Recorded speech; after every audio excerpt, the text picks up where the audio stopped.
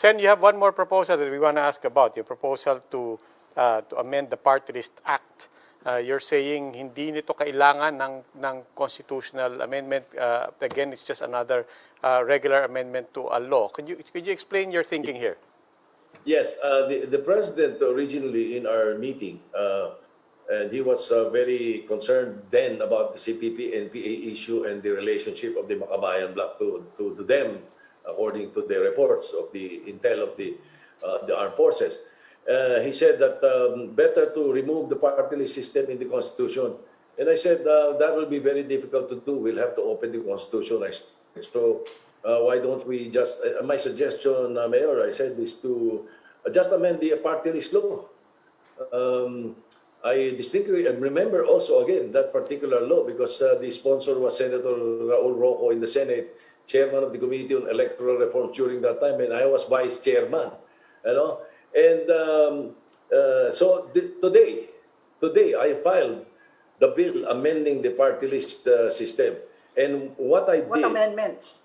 The amendments is to really confine it to the marginalized sectors. To the real marginalized sectors and not the bloated one. Thereafter, when we passed the law, naging naiba interpretasyon ng Supreme Court, naiba interpretasyon ng COMELEC, yung interpretasyon nila, sumobrang lapad eh.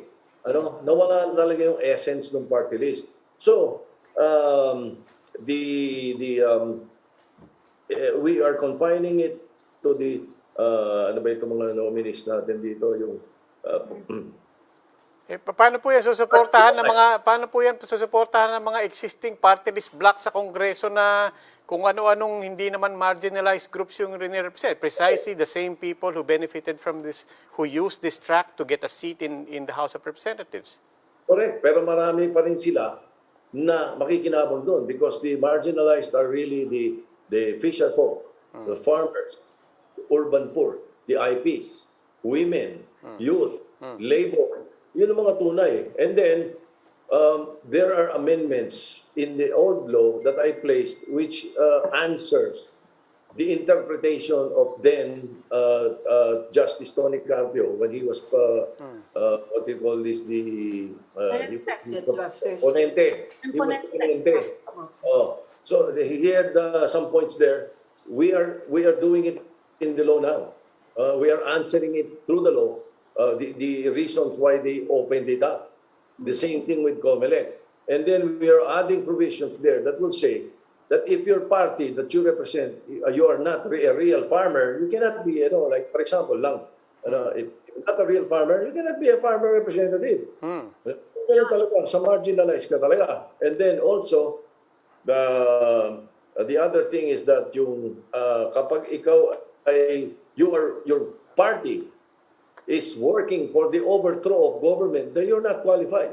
Sen, puntahan naman po natin yun, yung legitimate na ina-acknowledge nyo. These are the real marginalized groups. But it's not a coincidence that a lot of these groups are represented by people's organizations, civil society groups, people's movements, and so on, that a lot of, not just the president, but mainstream politicians will also quite very easily, very recklessly, and very casually also tag na, oh ayan, ito yung, this goes to the other provision that if you are for the overthrow of government, hindi kayo counted. How do you strike a balance there between, on the one hand, legitimate people's organizations, legitimate people's movements, and then the propensity of politicians to red tag these groups?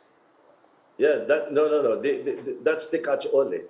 If you're working for the overthrow of government, in so many words, I'm just kind of editing it into that one-liner. But who would determine that po? Who would determine that? Would it be the COMELEC? Would it be the courts? The law will determine it. We are describing it in the provisions. I have not memorized the law yet because I just filed it today. So, Senator, you will base it on the anti-terrorism. That is the catch-all line there, which is the catch-all provision there. If you are espousing violence, if you are working for the overthrow of government, then you are not qualified.